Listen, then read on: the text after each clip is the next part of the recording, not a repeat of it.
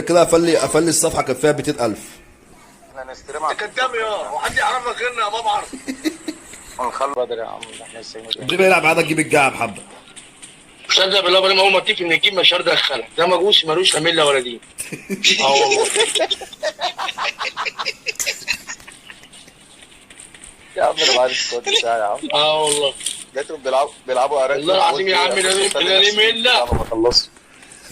كلب ده بني ادم بضان عارف اقول لك خش نلعب الجيم الجاي وراح عامل لك بلوك على طول.